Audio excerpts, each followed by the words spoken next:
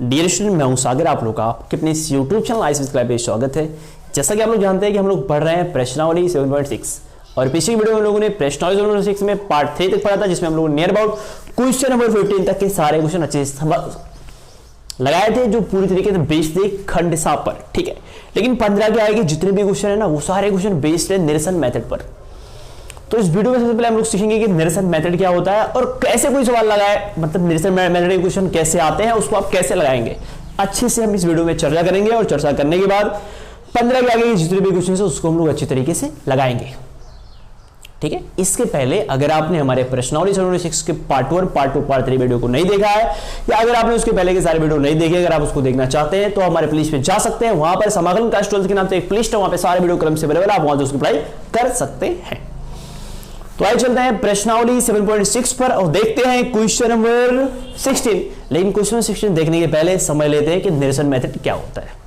तो आइए देखिए हम लोग जानते हैं कि किसी भी फंक्शन को निरूपित करने के लिए f(x) का प्रयोग करते हैं या तो y का प्रयोग करते हैं। ठीक है, तो मान लेते हैं कि कोई फलन f(x) है जिसके बराबर कुछ दिया हुआ है, लेकिन जब इसका हम अवकलन करेंगे तो अवकलन करने पे क्या आएगा, f(x) आएगा और इधर जो भी होगा उसका अवकलन हो जाएगा। ये हमारा मेन फलन है और ये फलन है, उसी फलन का अवकलन किया गया है। तो जब भी कभी आपको ऐसा क्वेश्चन देगा कि मान लो यहां पे क्या है, यहां पे f(x) मींस यहां पर फलन दिया रहे और बीच में प्लस करके इसी फलन का अवकलन कर दे, तो ये क्या हो जाएगा, f(x). यहां पे फलन दिया रहे और इसी फलन का अवकलन करके यहां पर f(x) कर दे और इसके बाहर आपको दे दे ex।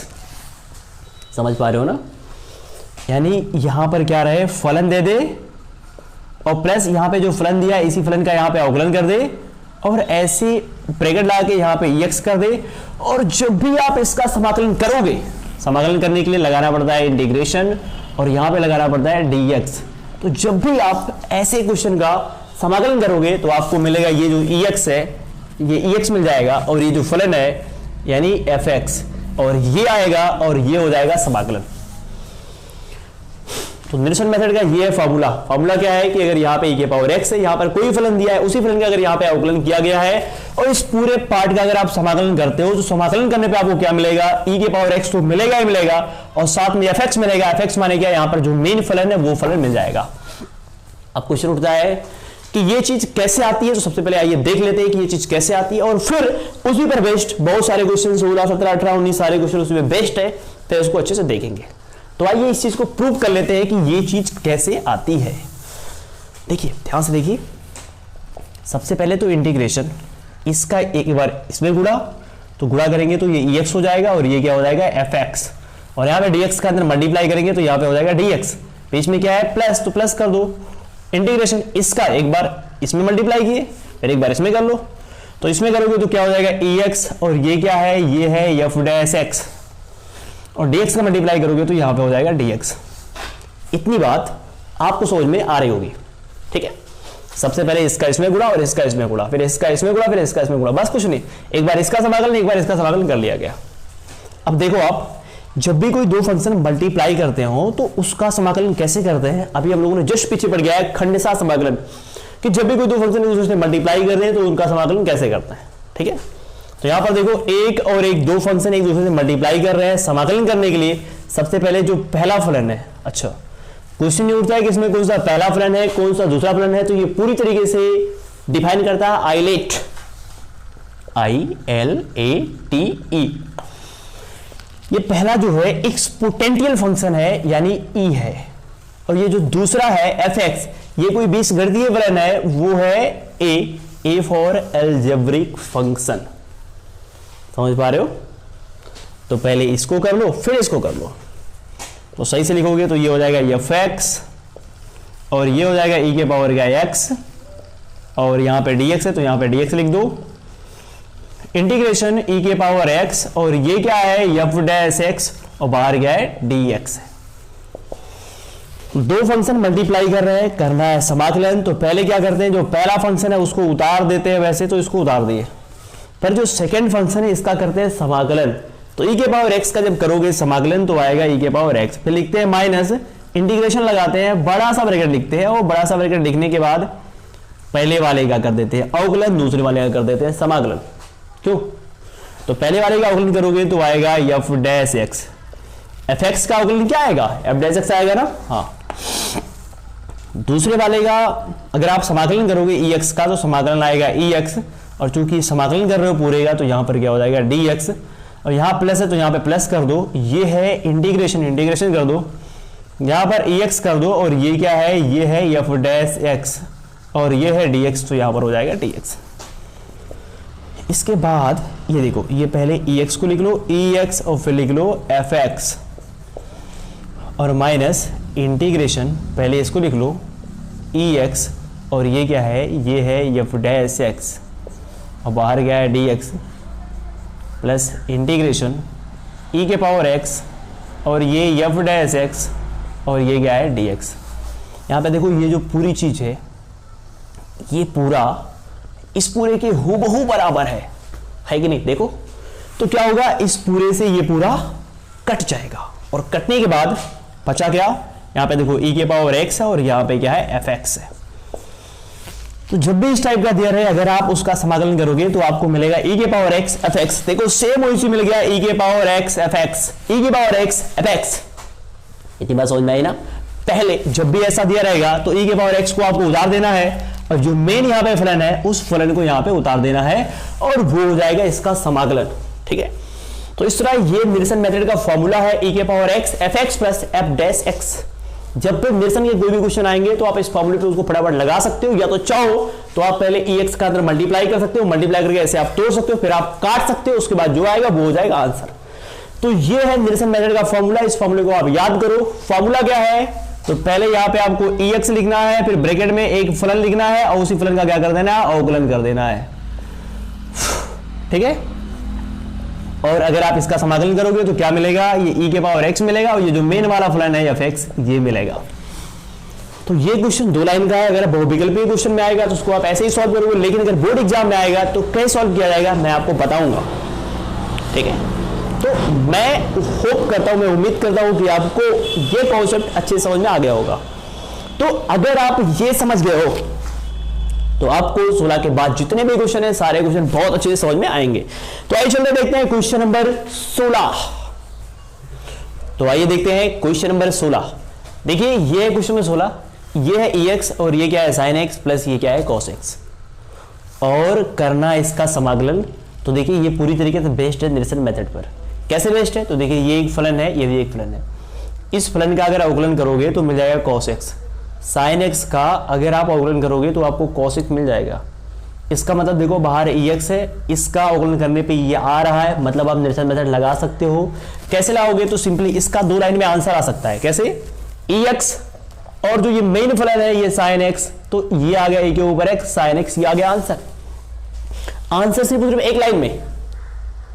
लेकिन अगर ये बहुविकल्पीय में आता है तो आप फटाफट आंसर ऐसे ले आओगे, लेकिन अगर ये बोर्ड एग्जाम में आता है तो इसको आप कई तरीके से लगा सकते हो। मैं आपको सिंपल तरीका बताता हूं लगाने का। जैसे हम लोगों ने फॉर्मूले को डेरिवेट किया था, आप इसको वैसे ही लगा सकते हो। कैसे? तो ये देखते हैं। देखो समाकलन करना है तो यहां पर इंटीग्रेशन लगा दो, यहां पर dx कर दो, इसका इसमें गुणा कर दो, इसका इसमें गुणा कर दो, एक बार इसका समाकलन एक बार इसका समाकलन कर दो।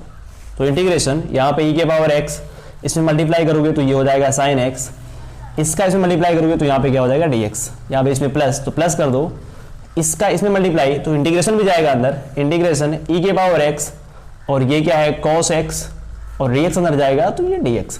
मतलब जैसे हम लोगों ने फॉर्मूले को डेरिवेट किया था सेम वैसे ही आप सारे क्वेश्चन को लगाओगे। ऐसा नहीं कि फटाफट आप फॉर्मूला लगा करके आंसर ले आओगे। अगर आप ऐसा करते हो, ठीक है, तो हो सकता है कि आपको नंबर मिले भी और ना भी मिले। वो डिपेंड करता है कि कौन सा टीचर आपकी कॉपी को चेक कर रहा है।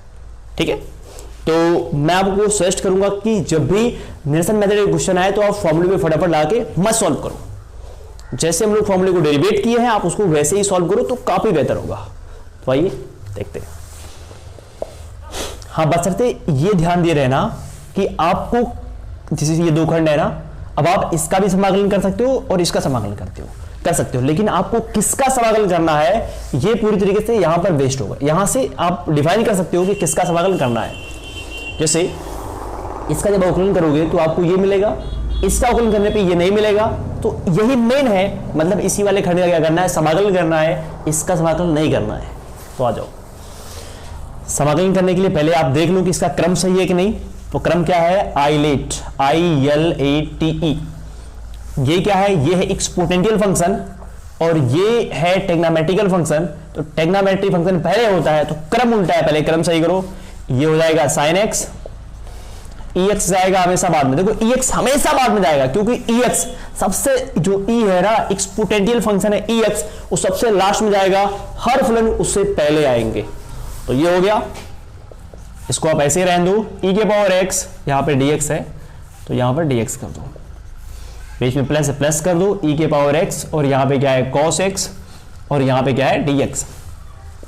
इसके बाद पहले वाले जब दो फलन एक दूसरे से मल्टीप्लाई करें तो क्या करते हैं, पहले वाले को पकड़ लेते हैं, तो sin x को आप पकड़ लोगे। ये जो दूसरा वाला खंड है इसका करोगे समाकलन, तो e के पावर x का समाकलन e के पावर x ही होता है, माइनस इंटीग्रेशन बड़े ब्रैकेट में पहले वाले का अवकलन, तो sin x का अवकलन करोगे तो क्या आएगा cos x, e के पावर x दूसरे वाले का समाकलन, तो e के पावर x का समाकलन करोगे तो e के पावर क्या आएगा, x आएगा, और बाहर क्या है dx है, प्लस इंटीग्रेशन ये e के पावर x और ये क्या है cos x और ये है dx। चलो सही से लिखो, e के power x sin x minus, इसको आप सही से लिखो, पहले इसको लिख लो, e के पावर x और ये क्या है cos x और ये बाहर क्या है dx, प्लस इंटीग्रेशन ये है e के पावर x cos x और यहाँ पे क्या है dx।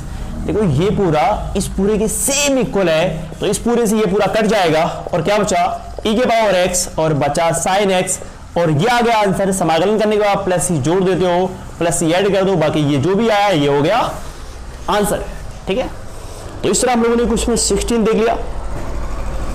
अब चलते हैं, देखते हैं क्वेश्चन 17। देखिए जो क्वेश्चन 17 है वो थोड़ा डिफिकल्ट टाइप का है।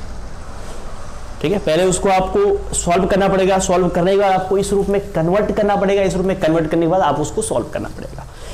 तो आइए देखते हैं क्वेश्चन 17 और देखते हैं क्वेश्चन 17 कैसे लगाया जाएगा। तो आइए, तो देखिए ये है क्वेश्चन नंबर 17। अब ये जो क्वेश्चन 17 है ये निरसन मेथड पर नहीं है, लेकिन e के पावर x को देख करके हम ये समझ सकते हैं कि ये निरसन मेथड पे कुछ ना कुछ तो हो सकता है।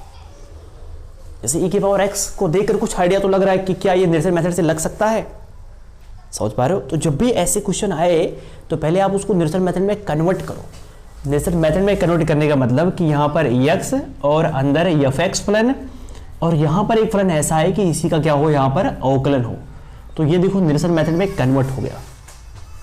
ठीक है, तो इसको सबसे पहले निरसन मेथड में कन्वर्ट करो। देखो क्या ये कन्वर्ट हो सकता है। तो मैं आपको बता दूं कि जब भी आपको ऐसे क्वेश्चन आए और इसको आपको कन्वर्ट करना है निरसन मेथड पे, तो सबसे पहले क्या करते हैं, देखो नीचे क्या है x+1, तो ऊपर भी कुछ करके x+1 लेके आते ही आते हैं। जैसे क्वेश्चन 17 जो ऐसे आई है, और इसके साथ साथ क्वेश्चन नंबर जो 20 है वो भी ऐसे ही है। नीचे x-1 है तो ऊपर कुछ भी करके x-1 लेके आना ही पड़ेगा। देखो यहां पर क्या है x+1 है तो ऊपर कुछ भी करके x+1 लेके आना ही आना पड़ेगा, और जब भी ऐसे क्वेश्चन आए तो आपको ऐसे करना ही करना पड़ेगा। ठीक है, जैसे यहां पर क्या है x+1 है तो ऊपर खाली x है, लेकिन ऊपर भी x+1 लेके आना पड़ेगा। x+1 लाने के लिए आप +1 जोड़ सकते हो, फिर आप +1 घटा सकते हो। जैसे पहले इसको सॉल्व कर लेते हैं, x यहां पे +1 जोड़ सकते हो और -1 घटा सकते हो, और ऊपर क्या e के पावर x है और बटा नीचे है x+1 का होल स्क्वायर।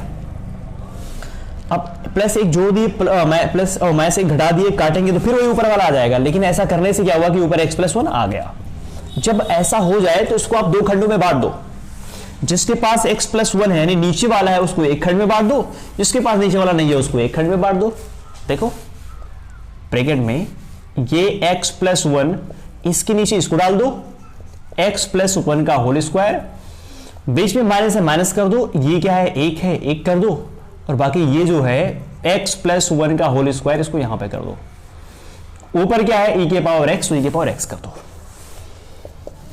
e के पावर x पहले लिखो तो ये पहले हो गया, एक से एक कट गया, मतलब x+1 से x+1 कटा तो ऊपर क्या बचा एक, और नीचे क्या बचा x+1 और माइनस 1/x+1 का होल स्क्वायर, इसको आप ऐसे बंद कर दो। देखो अगर आप इस वाले पॉइंट का अवकलन करोगे तो आपको ये वाला पॉइंट मिल जाएगा। अब इसका अवकलन आपको कैसे करना है, तो ये क्या है 1/x है ना, 1/x है, ये ऊपर जाएगा तो x के पावर -1 हो जाएगा, फिर x के पावर n का फॉर्मूला लगा सकते हो, फिर इसका अवकलन कर सकते हो। और हम लोग जानते भी है, मैंने आपको पढ़ाया भी था कि 1/x का जब आप अवकलन करोगे तो -1/x² आएगा। ठीक है, तो आप इस वाले पॉइंट का, अब यहाँ पे आप ये मत देखो कि यहाँ पे माइनस है, बिल्कुल यहाँ पर प्लस ही है, इसको आप ऐसे लिख सकते हो e⁻x और ब्रैकेट में 1/x+1 और बीच में प्लस कर सकते हो। ये वाला पूरा अकेले अंदर, ये माइनस अंदर जाएगा तो -1/x+1 का होल स्क्वायर। इसका जब आप अवकलन करोगे तो आपको ये वाला मिलेगा। तो इस तरह ये पूरी तरीके से बेस्ड हो गया निरसन मेथड पे। इसको आप कैसे लाओगे, तो पहले आप इसका इसमें मल्टीप्लाई कर लोगे, इसका इसमें मल्टीप्लाई कर दोगे, फिर ये वाले पक्ष का समाकलन कर दोगे, फिर दो पार्ट कट जाएंगे, बाकी जो भी आएगा वो हो जाएगा आंसर। अब आंसर क्या आएगा, तो हम लोग पहले से जानते हैं कि जो आंसर आएगा वो आएगा e⁻x और गुणे ये वाला पूरा, यानी 1/x+1, ये हो गया आंसर। ठीक है, तो इस तरह हम लोगों ने क्वेश्चन 17 लगा लिया। अब चलते हैं, देखते हैं क्वेश्चन 18, और आइए देखते हैं क्वेश्चन 18 कैसे लगाया जाएगा। देखिए ये है क्वेश्चन 18, और क्वेश्चन 18 में क्या है कि 1+sin x/1+cos x है। और जब भी ट्रिग्नोमेट्री के क्वेश्चन आए ना, तो सबसे पहले उसको आप सॉल्व कर लो अच्छे से, फिर आप उसको हल करने का प्रयास करो, क्योंकि ये जो क्वेश्चन है e⁻x को देख करके आप कुछ कह सकते हो कि हाँ हो सकता है कि निरसन मेथड पे हो, पर एक्चुअली में अभी वैसे देख के ये नहीं लग रहा है कि निरसन मेथड पे है। तो पहले आप इसको सॉल्व करो और आप उसको निरसन मेथड के रूप में कन्वर्ट करो कि पहले वाले का अवकलन करने पर दूसरा वाला आए। ठीक है, तो आइए पहले इसको सॉल्व कर लेते हैं, बेहतर हो जाएगा। देखो e⁻x, और देखो ऊपर वाला जैसे है आप उसको ऐसे रहने दो, 1+, देखो sin x, sin 2x का क्या फॉर्मूला होता है, 2sin x × cos x। sin x का फॉर्मूला क्या हो जाएगा, 2sin x/2 × cos x/2 बटा देखो 1+ cos x। और 1+ cos x का फॉर्मूला मैंने आपको बताया था प्रश्नावली 7.3 में या 4 में, क्या बताया था कि इसका फॉर्मूला होता है 2 cos² x/2। बोल लीजिए क्या हो सकता है, 2 cos² x/2। इसको आप बंद कर दो। फिर ये है e⁻x, तो यहाँ पे लिख दो e⁻x, एक बार ये इसके नीचे जाएगा, एक बार ये इसके नीचे जाएगा। जब ये इसके नीचे जाएगा तो हो जाएगा 1 बटा, ये हो जाएगा 2 cos² x/2, बीच में प्लस है, यहाँ पे आप प्लस कर दो, ऊपर क्या हो जाएगा sin x/2, और नीचे क्या है cos x/2, और बटा ये है 2 cos² x/2। इसको आप ऐसे बंद कर सकते हो। ठीक है, इसके बाद देखो e⁻x, ये जब ऊपर जाएगा तो 1/cos का उल्टा क्या होता है, sec होता है, और ये ऊपर जाएगा तो हो जाएगा 1/2, और ये हो जाएगा sec² x/2 प्लस, ध्यान से देखो इस 2 से ये 2 कट जाएगा, एक cos से cos कट जाएगा, उसके बाद नीचे cos x/2 बचेगा, तो यहाँ पे sin x/2, यहाँ पर cos x/2, और मिलाओगे तो ये हो जाएगा tan x/2। इसको तो आप सही से लिखो, तो ये हो जाएगा e⁻x, और पहले आप इसको लिखो tan x/2 plus half sec² x/2। ठीक है, देखो अगर इसका अवकलन किया जाए तो इसका अवकलन करने पे ये मिल जाएगा, मिलेगा ना। तो ये बन गया पूरी तरीके से निरसन मेथड पर। बस करना क्या है, आपका इसके अंदर मल्टीप्लाई कर देना है, और जैसे हम लोगों ने फॉर्मूले को डेरिवेट किया था वैसे आपको इसको सॉल्व कर देना है। सॉल्व करने के बाद जो भी आएगा एक पार्ट से एक पार्ट कट जाएगा, और आंसर क्या आएगा, आंसर आएगा e⁻x, और क्या हो जाएगा tan x/2। ठीक है, तो इस तरह क्वेश्चन में 18 भी हो गया। क्वेश्चन में 19 भी देख लो, वो निरसन मेथड में पहले से बना हुआ है। पहले वाले खंड का अगर आप अवकलन करते हो तो दूसरा वाला खंड आपको मिल जाएगा। ठीक है, तो निरसन मेथड में पहले से बेस्ड है, आप उसको लगा सकते हो बहुत आसानी से। तो जो क्वेश्चन 20 है वो निरसन मेथड पर है, लेकिन निरसन मेथड जैसा नहीं है, तो पहले आपको उसको निरसन मेथड के रूप में कन्वर्ट करना होगा।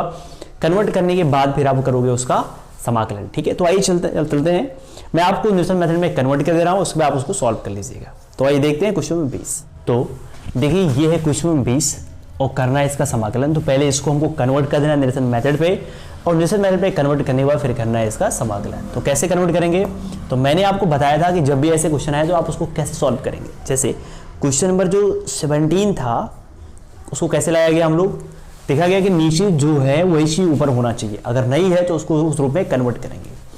देखो यहाँ पर क्या x-1 है, ऊपर भी x-1 होना चाहिए, पर x-1 नहीं है तो x-1 को किसी भी तरीके से लेके आएंगे। तो कैसे लेके आओगे तो देखते हैं। देखो ऊपर आप लिख सकते हो x-1 और ये -2, क्योंकि जब आप इसको जोड़ोगे तो x -1 -2 फिर -3 हो जाएगा, और बटा ये है x-1 का होल क्यूब, और ये क्या है e के पावर x। और बताया था कि इसको दो पार्टों में बांट लो, नीचे क्या x-1 है तो जो यहाँ पर x-1 है उसको अलग पार्ट में कर लो, जिसमें नहीं है उसको अलग पार्ट में कर लो। तो ये हो जाएगा x-1 और बटा ये जो नीचे वाला है x-1 का होल क्यूब, ठीक है। उसके बाद -2 के नीचे इसको डाल दो तो 2 बटा क्या हो जाएगा x-1 का होल क्यूब, और ये बाहर क्या है e के पावर x है। सही से लिखो, पहले इसको लिख लो। तो यहाँ पे क्या हो जाएगा e के पावर x हो जाएगा, x-1 से x-1 कट जाएगा, ऊपर बचेगा 1 और नीचे क्या बचेगा x-1 का होल स्क्वायर, और माइनस बचेगा 2 बटा x-1 का होल क्यूब, ठीक है। अब ये पूरी तरीके से कन्वर्ट हो गया निरसन मेथड पर। अगर आप इसका अवकलन करोगे तो आपको ये मिल जाएगा, समझ पा रहे हो। अब कैसे मिल जाएगा, कैसे करोगे अवकलन, तो अवकलन करना आप लोग जानते हैं, यही है ना। तो पहले 1/, इसको ऊपर लेके जाएंगे तो ये हो जाएगा x-1, और ये +2 ऊपर जाएगा तो -2 हो जाएगा।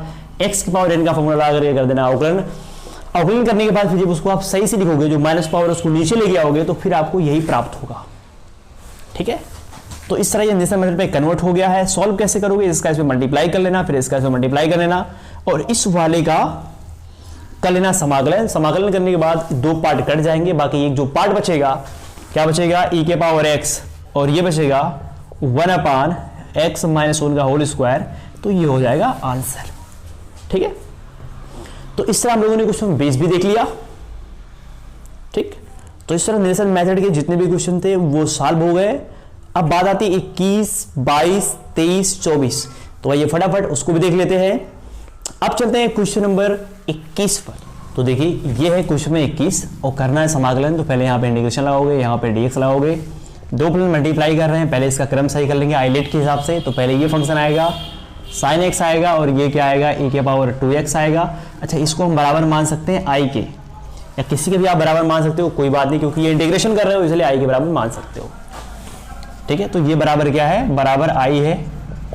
इसके बाद क्या करोगे, यहाँ पे dx उतार दो, पहले वाले को छोड़ देते हैं तो पहला वाला छोड़ दो, दूसरे वाले का अवकलन करेंगे तो e के पावर 2x का दूसरे वाले का समाकलन करेंगे तो e के पावर 2x का समाकलन करेंगे तो e के पावर 2x आएगा। फिर इस e को ढकेंगे, 2x का करेंगे अवकलन तो 2 आएगा, उस 2 से हमको नीचे भाग करना पड़ेगा। फिर माइनस इंटीग्रेशन लगाएंगे, बड़ा सा ब्रैकेट लाएंगे, पहले वाले का अवकलन करेंगे तो sin x का अवकलन क्या होता है, cos x होता है, और इनटू दूसरे वाले का समाकलन करेंगे तो समाकलन करने में फिर वही आएगा, यही पूरा e के पावर 2x बटा गया 2, और इस पूरे का कर देना है समाकलन। इसको सही से लिखते हैं। देखो ये पूरा i के बराबर है, इसको भी i के बराबर रहने दो।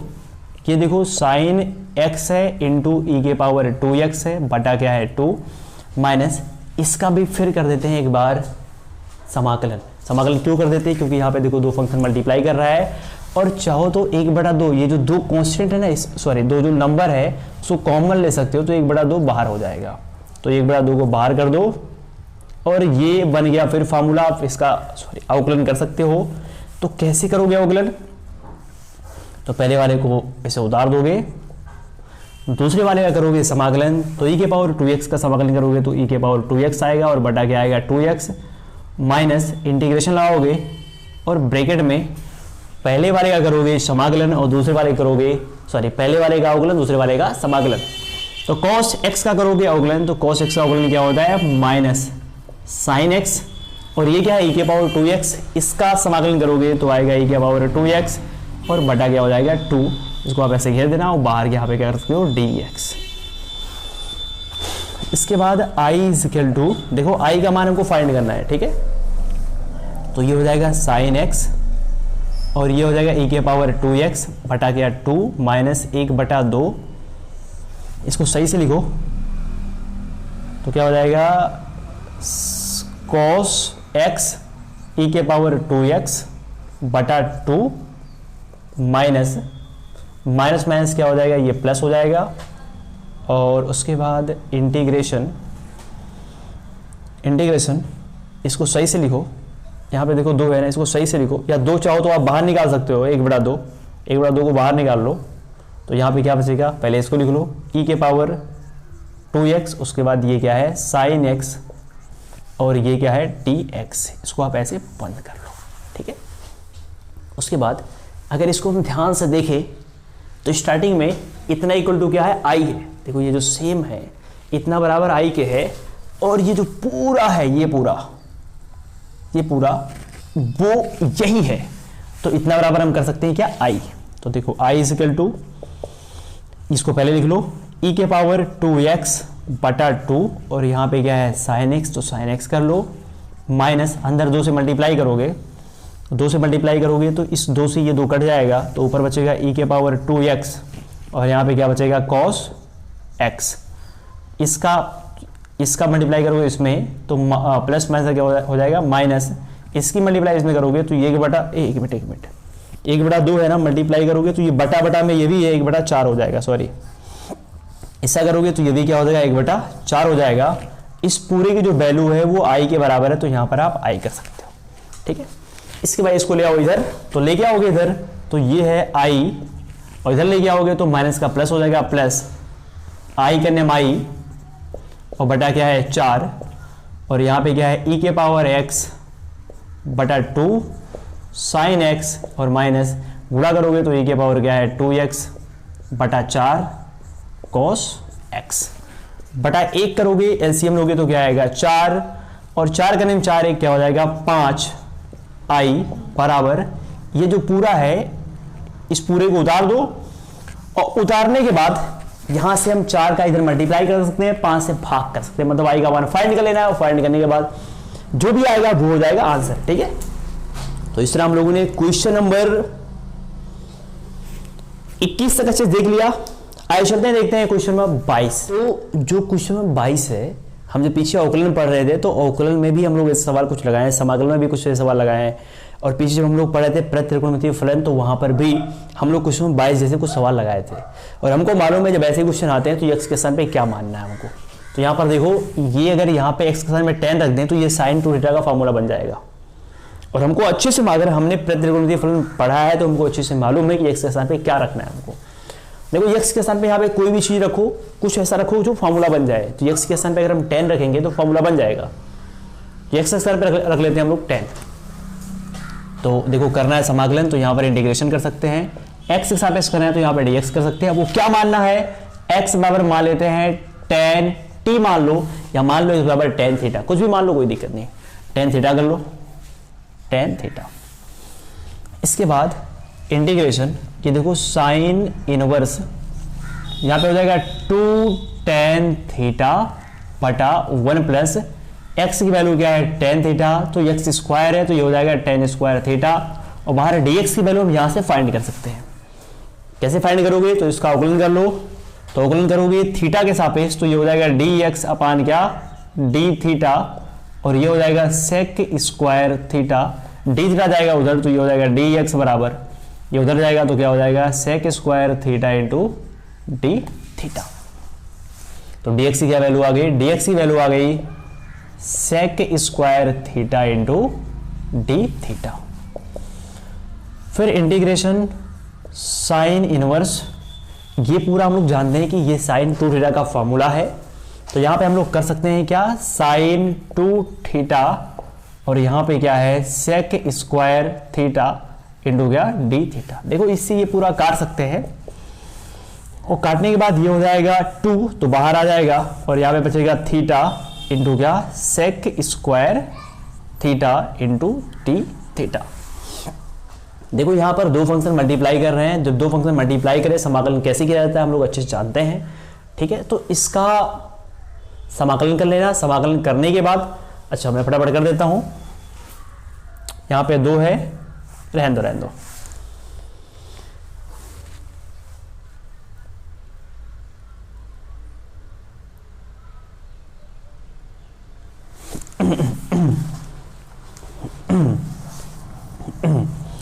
तो आइए समाकलन कर देते हैं। देखो यहाँ पे 2 बाहर रहने दो, इंटीग्रेशन, इसका पहले क्रम सही कर लो। पहले हाँ क्रम सही है, पहले अलजेब्रिक फंक्शन है और फिर क्या है, ट्रिग्नोमेट्रिक फंक्शन है। आइलेट ILAT, पहले अलजेब्रिक होना चाहिए फिर ट्रिग्नोमेट्रिक होना चाहिए। तो ये अलजेब्रिक है फिर ये ट्रिग्नोमेट्रिक फंक्शन है, सही है क्रम। तो पहले वाले को आप इसे छोड़ दो, दूसरे वाले का समाकलन करोगे तो सेक स्क्वायर थीटा का समाकलन करोगे तो क्या आएगा, tan थीटा आएगा, और माइनस इंटीग्रेशन, फिर क्या करना आपको, पहले वाले का अवकलन करना है, सब थीटा के सापेक्ष हो रहा है, थीटा के सापेक्ष करोगे तो क्या आएगा, 1 आएगा, और दूसरे वाले का समाकलन करोगे तो फिर क्या आएगा, tan थीटा आएगा। इसको आप ऐसे बंद कर लो और बाहर क्या हो जाएगा, d थीटा हो जाएगा। फिर ये 2 हो जाएगा, या 2 से आप चाहो तो मल्टीप्लाई कर सकते हो, तो 2 थीटा इंटू tan थीटा और माइनस 2 से मल्टीप्लाई करोगे तो ये आ गया tan थीटा, और tan थीटा का समाकलन करोगे तो क्या आएगा, log माइनस log, ब्रैकेट में क्या आता है, cos थीटा आता है, ऐसे ही आता है ना। तो ये आता है तो माइनस आता है, और माइनस माइनस क्या हो जाएगा, प्लस।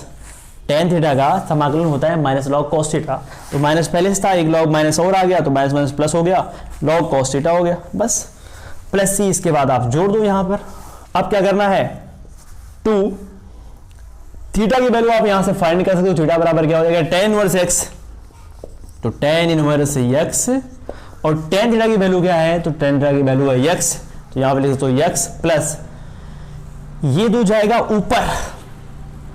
क्यों, देखो अगर tan थीटा की वैल्यू x के बराबर है तो cos थीटा का मान हम निकाल सकते हैं, कैसे, तो cos थीटा, देखो पहले नंबर तो हमको ये मालूम होना चाहिए, देखो ध्यान से देखना, tan थीटा की वैल्यू दी है, हमको निकाला है cos थीटा की वैल्यू, कैसे निकालोगे, तो हम लोग गति गति कह रहे हैं, हम लोग सर्व समीकरण नंबर 2 जानते हैं। सर्व समीकरण नंबर पहला होता है, और सेकंड क्या होता है, 1 प्लस tan स्क्वायर थीटा बराबर सेक स्क्वायर थीटा, ये सर्व समीकरण नंबर सेकंड है। तो यहां पर देखो 1 प्लस tan की वैल्यू x है, तो यहां पर x स्क्वायर हो जाएगा बराबर क्या, सेक स्क्वायर थीटा। तो यहां से आप सेक थीटा की वैल्यू जब निकालोगे तो ये आएगा 1 प्लस एक्स स्क्वायर, और ये क्या हो जाएगा, रूट में हो जाएगा ना। तो एक काम करो, रूट में तो हो जाएगा, पर हमको चाहिए किसकी, cos की वैल्यू, तो cos थीटा की वैल्यू आप निकालोगे तो क्या आएगा, 1 अपान रूट में 1 प्लस एक्स स्क्वायर, लेकिन इसको स्क्वायर कर दिया जाए, cos का स्क्वायर करोगे तो क्या आएगा, cos स्क्वायर थीटा बराबर 1 अपान, ये रूट हट जाएगा, 1 प्लस एक्स स्क्वायर। देखो ये जो 2 है ना, 2 यहां से दो उठ के यहां पे आता है, तो यहां पे cos स्क्वायर हो जाएगा, और log cos स्क्वायर की वैल्यू यही है 1 अपान 1 प्लस एक्स स्क्वायर और प्लस सी। इसको आप सही से लिख दो, और लिखने के बाद बाकी ये जो भी आया ये हो गया आंसर, ठीक है। तो इस तरह हम लोगों ने क्वेश्चन नंबर 22 को भी देख लिया। अब आगे 23 की बात आती है, 23 आप खुद लगा सकते हो क्योंकि वहां पर 2 फंक्शन मल्टीप्लाई कर रहे हैं, लेकिन अगर आप लगाओगे तो थोड़ा सा बड़ा कर दोगे, मैं इसको थोड़ा शॉर्ट में बता देता हूं। तो आइए देख लेते हैं क्वेश्चन नंबर 23 और 24। तो 23 है एक्स स्क्वायर ई के पावर एक्स के पावर क्यूब, और करना है इसका समाकलन। जो समाकलन करने का 2 तरीका है, पहला तो आप अगर चाहो ना तो 2 फंक्शन मल्टीप्लाई कर रहे हैं आप उस पर कर सकते हो, या तो मैं आपको उससे आसान तरीका बता दे रहा हूं, आप वैसे भी लगा सकते हो। एक्स के पावर क्यूब है ना, तो एक्स के पावर क्यूब बराबर आप मान सकते हो टी, अवकलन करोगे तो आएगा 3x स्क्वायर, और यहां पे आएगा dt अपान dx, dx का मान निकालोगे तो dx बराबर क्या हो जाएगा, ये dt अपान नीचे आएगा तो हो जाएगा 3x स्क्वायर। देखो x स्क्वायर को आप ऐसे ही रहने दो, e के पावर x के पावर क्यूब को आपने क्या माना है, तो आपने माना है t, तो यहां पर t हो जाएगा, और dx की वैल्यू क्या निकली है, dt अपान 3x स्क्वायर, x स्क्वायर से स्क्वायर कट गया, 1/3 कॉन्स्टेंट वो बाहर आ जाएगा, और ये e के पावर t है इंटू क्या है, dt है, तो 1/3 e के पावर t का जब करोगे आप समाकलन तो क्या आएगा, आएगा e के पावर t और प्लस c आप जोड़ दो और t की वैल्यू जो भी है यहाँ पे उठा के रख दो, बाकी जो भी आएगा वो हो जाएगा आंसर। और बाकी बात आती है क्वेश्चन नंबर 24 की। तो क्वेश्चन में 24 निरसन मेथड पर है। देखो वहां पर sec x बाहर दिया है ना, sec x को आप अंदर डाल दो, क्योंकि निरसन मेथड में क्या होता है केवल e के पावर x ही बाहर होता है, बाकी और जितने भी लोग होते हैं अंदर होते हैं। तो sec x को आप अंदर डाल दो, अंदर डालने के बाद अंदर हो जाएगा sec x और प्लस sec x में tan x। तो पहले वाले का अवकलन करोगे दूसरा वाला आ जाएगा और फटाफट उसको निरसन मेथड पे लगा सकते हो। ठीक है, तो इस तरह हम लोगों ने प्रश्नावली 7.6 के सारे क्वेश्चन अच्छे से खत्म कर दिए। ठीक है, तो अब हम लोग पढ़ेंगे प्रश्नावली 7.7 और जल्द मिलेंगे हम लोग प्रश्नावली 7.7 के कॉन्सेप्ट के साथ। कॉन्सेप्ट का वीडियो अगर आपको नीचे कहीं दिख रहा है तो वहां से देख के आप पढ़ लो, नहीं तो उस वीडियो का लिंक मैं आपको नीचे डिस्क्रिप्शन बॉक्स में दे दूंगा, वहां से आप पढ़ लीजिएगा। तो बेहतर होगा हमारे प्लेलिस्ट में चले जाओ, वहां पर समाकलन क्लास 12 के नाम से एक प्लेलिस्ट है, वहां पर सारे वीडियो क्रम से अवेलेबल है, आप वहां से उसकी पढ़ाई कर सकते हो। तो बताइए ये वीडियो आपको कैसी लगी, आप नीचे कमेंट बॉक्स में कमेंट कर जरूर बताएं, क्योंकि आपके कमेंट से मुझे ऐसे बहुत सारे वीडियो बनाने का मोटिवेशन मिलता रहेगा और आगे भी वीडियो बनाने के मोटिवेशन मिलते रहेंगे। तो फिर मिलते हैं प्रश्नावली 7.7 के कॉन्सेप्ट के साथ, तब तक के लिए बाय, टेक केयर, जय हिंद। और आप लोग अपना प्यारा वाला ऐसे बनाए रखिए। धन्यवाद।